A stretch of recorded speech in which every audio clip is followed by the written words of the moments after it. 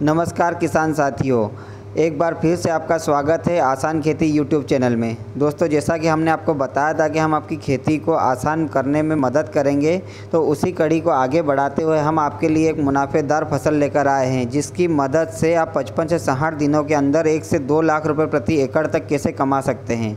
जी हाँ दोस्तों, मैं बात कर रहा हूँ तरबूज की खेती की। तरबूज की खेती उतनी ही आसान है अगर हमें उसके बारे में पर्याप्त नॉलेज है तो। अगर हमें इस खेती के बारे में पर्याप्त नॉलेज नहीं है तो हम उतना ही हमारा नुकसान भी कर सकते हैं किसान साथियों। तो आइए जानते हैं इसके बारे में संपूर्ण जानकारी। सबसे पहले बात आती है कि तरबूज की खेती को हम कौन से महीने में बुआई करें। तो दोस्तों, इसका उचित समय अक्टूबर से लेकर दिसंबर तक का होता है। इन 3 महीनों में हम कभी भी फसल को बो सकते हैं। वैसे तो आजकल किसान भाई इसे 12 महीने में कभी भी बो देते हैं और बहुत अच्छा उत्पादन लेते हैं। इस समय में फली तरबूज की खेती पर्याप्त समय लेती है। 70 से 80 दिनों की उम्र होती है इसकी, और फल का साइज भी अच्छा बनता है। इस समय में बीमारियां कम आती है, फसल पर खर्च कम होता है, और जब हार्वेस्टिंग का समय आता है तब तक गर्मी आने लगती है और उस समय हमें बाज़ार में इसका भाव भी बहुत अच्छा मिलता है। अब बात आती है खेत तैयार करने की। तो दोस्तों, खेत तैयार करने के लिए सबसे पहले कल्टीवेटर से खेत में अच्छी गहरी जुताई कराएं।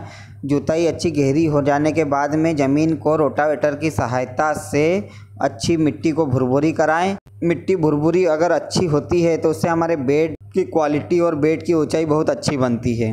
दोस्तों, हमें तरबूज की खेती में बेड से बेड की दूरी लगभग 6 फीट रखना चाहिए। अभी कई किसान भाई 4.5-5 फीट की दूरी भी रखते हैं बेड से बेड के बीच में, लेकिन 6 फीट की दूरी एक आइडियल साइज होता है। अगर 6 फीट की दूरी हम बेड से बेड की रख रहे हैं तो इसमें हम पौधे से पौधे की दूरी 8 से 9 इंच की रखते हैं और इसे जिगजैग पद्धति से लगाते हैं। दोस्तों, बेड बन जाने के बाद में इसके ऊपर ड्रिप इरिगेशन सिस्टम बिछाया जाता है, जिससे हम उसकी मदद से फसल को पानी देते हैं, और वाटर सोल्यूबल फर्टिलाइज़र भी हम उसी की सहायता से पौधे को देते हैं। ड्रिप बिछाने के बाद में बात आती है दोस्तों बेसल डोज की। तो तरबूज की खेती में बेसल डोज हमें पहले ही डाल देना चाहिए, क्योंकि बाद में मल्चिंग बिछा देते हैं हम लोग, और मल्चिंग अगर एक बार बेड पे चली गई उसके बाद हम बेसल डोज नहीं डाल सकते हैं, और अगर डालना भी चाहें तो बहुत समस्याएं आती है। इसलिए हमें बेसल डोज बेड पर ड्रिप बिछाने के साथ में ही डाल देना है। अब बेसल डोज क्या क्या होना चाहिए तरबूज की खेती के लिए। तो दोस्तों, प्रति एकड़ का डोज है 1 bag DAP, 1 bag single super phosphate, 25 kilo urea, और उसके साथ में हम 25 किलो नीम खली भी ले सकते हैं। नीम खली हम इसलिए ले रहे हैं किसान साथियों कि अगर मिट्टी में हमारा कोई फंगस बचा है या जो बारीक कीड़े होते हैं जो जड़ों को नुकसान पहुंचा सकते हैं, उनकी रोकथाम के लिए हम नीम खली का उपयोग भी करते हैं। ये ऑप्शनल है, अगर आपके यहाँ मिल जाती है तो ले लीजिए। अगर आपके यहाँ पर्याप्त मात्रा में नहीं मिल रही है तो कोई दिक्कत नहीं है, बाद में हम ड्रिप से भी इन समस्याओं से निराकरण पा सकते हैं। और इसके साथ में आपको 50 किलो केचुआ खाद एवं 10 से 15 किलोग्राम जिंक बोरान सल्फर युक्त खाद, ये जो डोज मैंने आपको बताया प्रति एकड़ का है। आप कितने एकड़ में तरबूज लगा रहे हैं उसके हिसाब से आप इसे कम ज़्यादा भी कर सकते हैं। इसके बाद बारी आती है मल्चिंग की। तो दोस्तों, मल्चिंग मार्केट में कई प्रकार की और कई क्वालिटी की मिलती है। अगर आप सिर्फ एक सिंगल फसल लेना चाहते हैं तो आप कोई निम्न क्वालिटी की मल्चिंग उपयोग में ला सकते हैं, जैसे 20 माइक्रोन की प्रीमियम क्वालिटी की मल्चिंग होती है।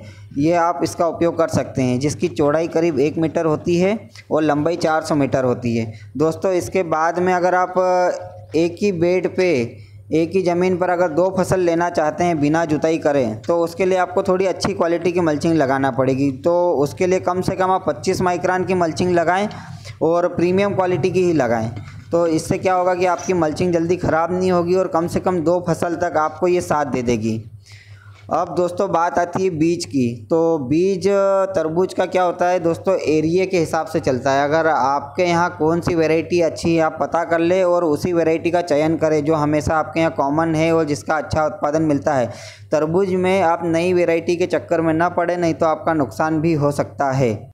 दोस्तों, बिजाई के लिए हमें बीज से बीज की दूरी 8 से 9 इंच रखनी है, और बीज को हमें जिगजैग पद्धति में लगाना है। जैसे कि एक बीज ड्रिप के लेफ्ट साइड में, नेक्स्ट बीज आएगा ड्रिप के राइट साइड में। इससे क्या होगा दोस्तों कि पौधे की जड़ों को फैलने के लिए पर्याप्त जगह मिलेगी, और जब फसल तैयार होगी और बाद में जब शाखाएँ छोड़ेगी लंबी लंबी, तो उन्हें भी फैलने के लिए पर्याप्त स्थान मिल जाएगा।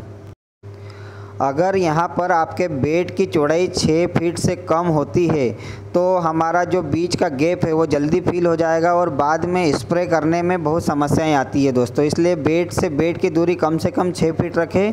और यदि आप बेड की दूरी 6 फीट से कम रखना चाहते हैं तो फिर बेड पर सिंगल लाइन ही तरबूज के बीज लगाएं और बीज से बीज की दूरी कम से कम 1 फीट रखें। तो वीडियो ज़्यादा लंबी ना हो इस कारण से हम इसे 2 या 3 पार्ट में कंप्लीट करेंगे। तो अभी हमने यहाँ तक आपको बताया खेत की तैयारी कैसे करें, कौन से समय में लगाएं, बेड कैसे बनाएं, बेड की दूरी क्या रखें, मल्चिंग कौन सी प्रयोग करें।